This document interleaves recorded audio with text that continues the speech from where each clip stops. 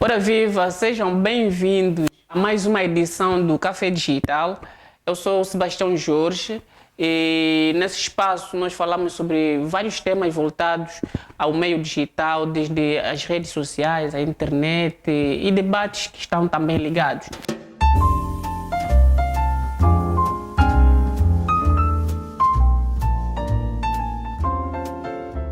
Hoje vamos falar de alguma coisa um pouquinho diferente daquilo que é o habitual. Vamos falar sobre formação profissional e para hoje temos como convidado o Dr. Nelumba, que vai fazer a sua apresentação para poder saber um pouquinho mais dele, antes mesmo de darmos início àquele que é o nosso tema. Para já, seja bem-vindo, Dr. Nelumba. Com certeza o pessoal lá em casa vai querer saber mais sobre o doutor. Queira, por favor, fazer uma apresentação assim rápida, só para o pessoal lá em casa saber também quem está conosco hoje. Ok, obrigado pelo convite. Antes de mais, se calhar aqui era eliminar o título do O doutor, né? Ok.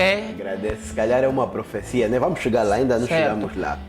Pronto, chamo-me Alberto Nelumba, sou professor, sou formado em psicologia,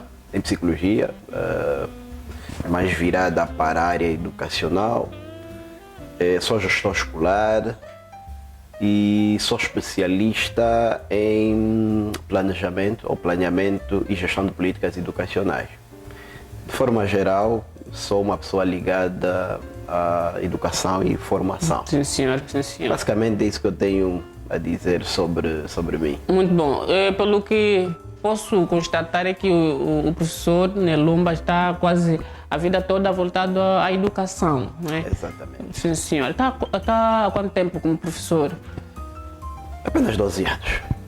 Apenas 12 anos. Apenas 12 anos.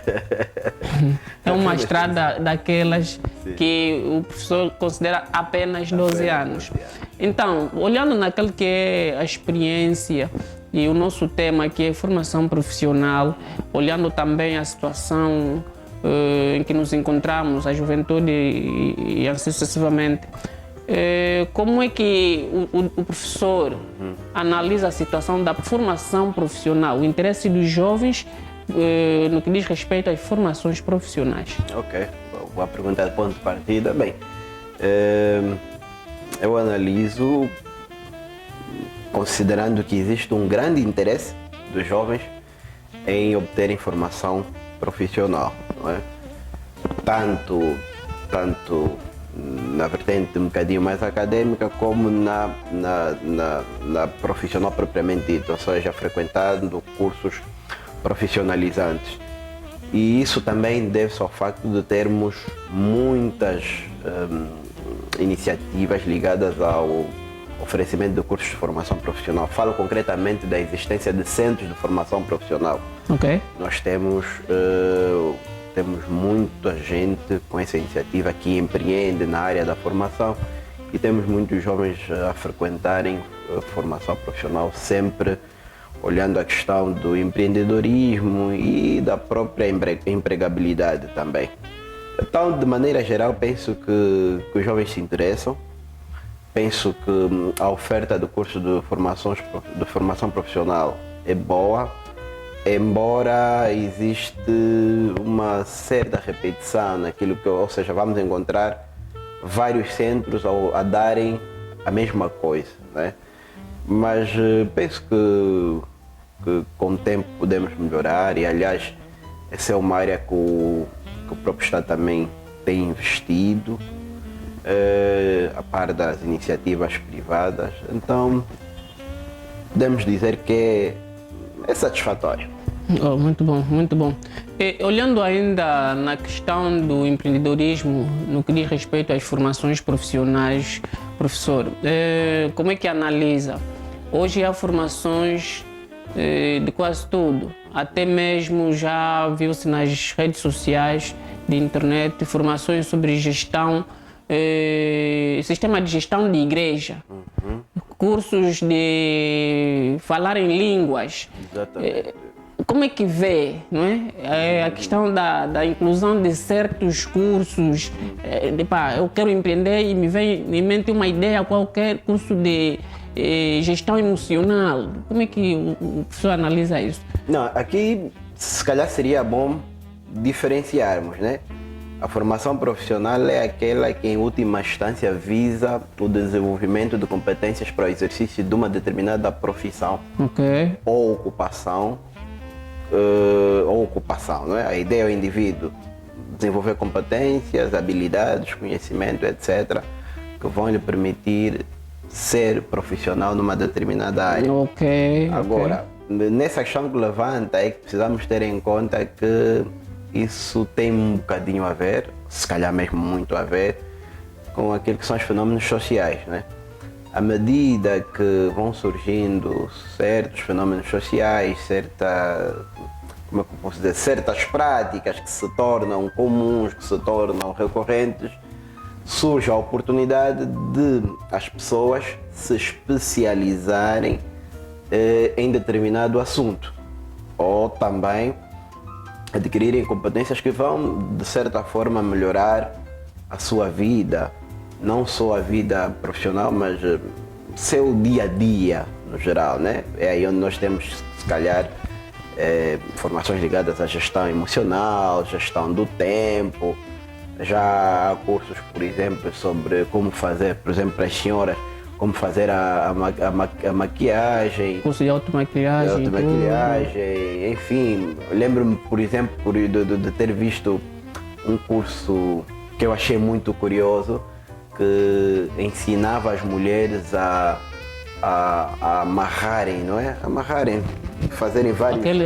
Aqueles lenços aí. Exatamente, a amarrarem os lenços de cabeça. Então, à medida que o tempo passa, as pessoas sentem necessidade de se tornarem especialistas numa coisa ou outra, né? Aí temos a formação de maneira geral, mas temos aquela formação muito mais profissional, que vai permitir o indivíduo, como já disse, adquirir ou desenvolver competências para, no final daquela formação, daquele treinamento, exercer uma determinada profissão ou ocupação que lhe permitirá muitas vezes ser o que vai servir como sua fonte de sustento. Ok, muito bom.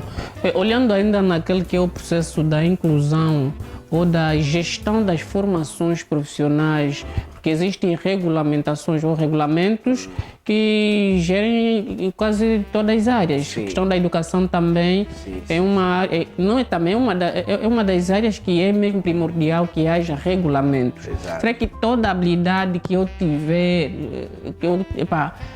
que eu carrego, posso transformar num curso profissional? Sei regar plantas, sei fazer isso e aquilo, posso criar um curso ou existem padrões para que uma certa habilidade possa ser transformada em curso? Bem, essa questão é pertinente. Primeiro dizer que a questão da formação profissional no nosso país é regulada por dois ministérios, pelo Ministério da Educação e pelo Ministério da Administração Pública, Trabalho e Segurança Social. Porque ao Ministério da Educação cabe gerir as escolas secundárias que ministram curso de formação técnica ou profissional, não é? Sempre ligado com o setor daquela área. Vamos dar o exemplo, não é?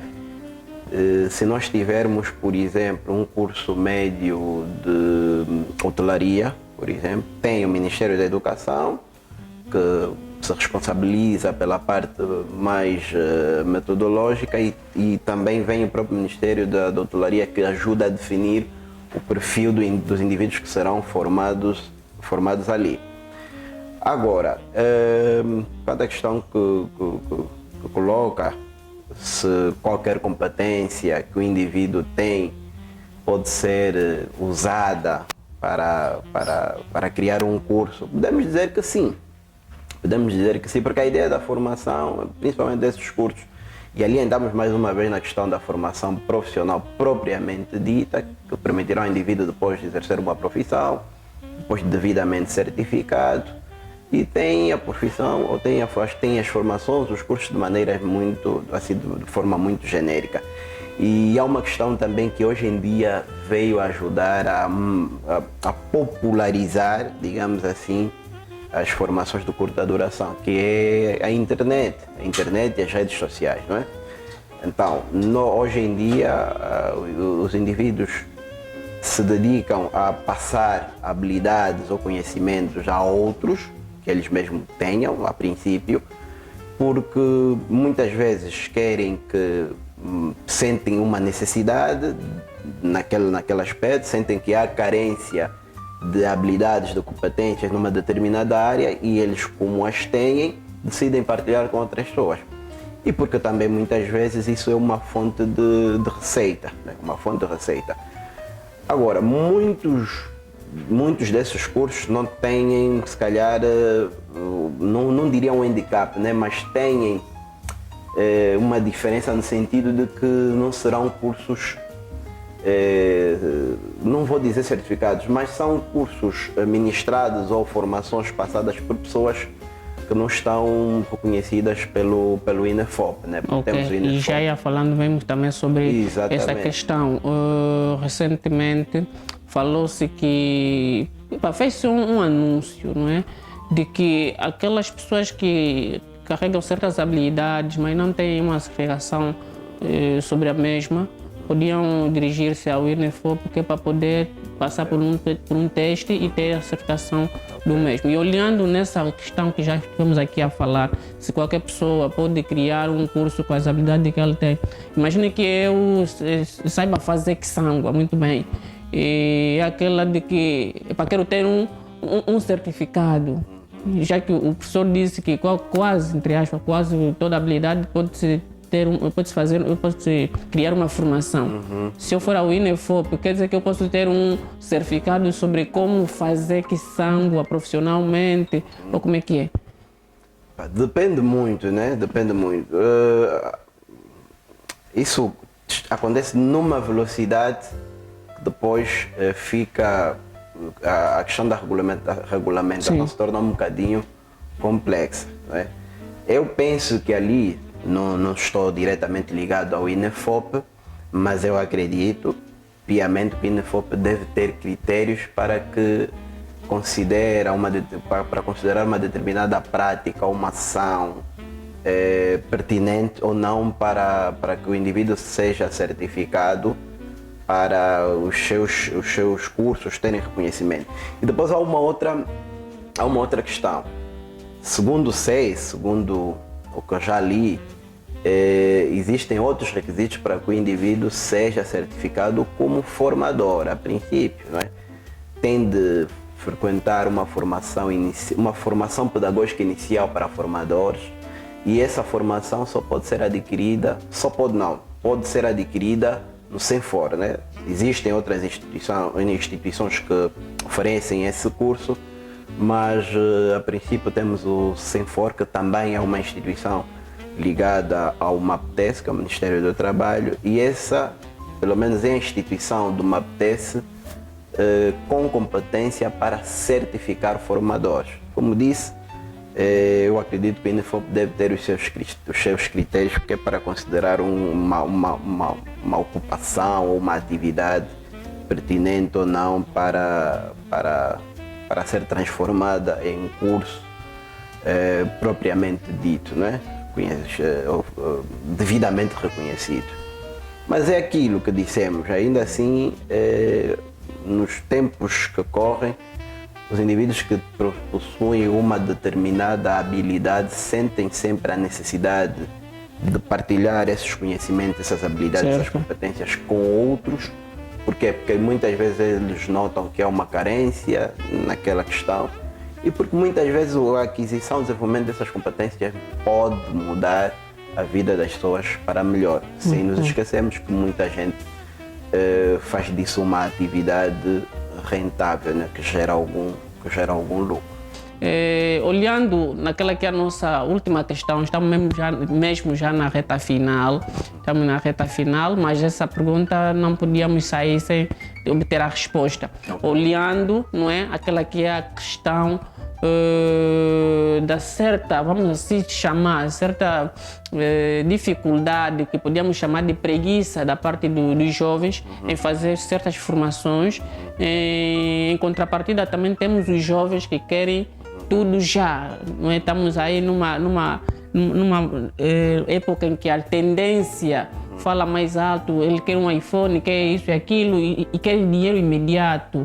Como é que isso vai afetando um lado ou outro? O imediatismo, como é que pode afetar o bom proveito que podia ter nas formações? Okay. Bem, eu penso que essa questão que levanta, vamos verificar mais na formação acadêmica tradicional, né? Aquela que o indivíduo frequenta numa escola ou numa universidade. E também isso tem muito a ver com a crise, digamos, em que se encontra a própria nossa formação acadêmica, seja secundária ou superior. Crise no sentido de que, com essas mudanças sociais que acontecem de forma muito rápida, a escola, falo a escola de maneira geral, quando falo de escola, falo do nosso sistema de educação, deixou de responder, deixou de dar resposta para aquilo que é a questão do desenvolvimento de competências. Nós temos uma escola que muitas vezes fornece uma formação muito livresca, chamo de formação livresca, muito teórica. A nossa escola não ensina os nossos jovens a pensar, a empreender, a inovar.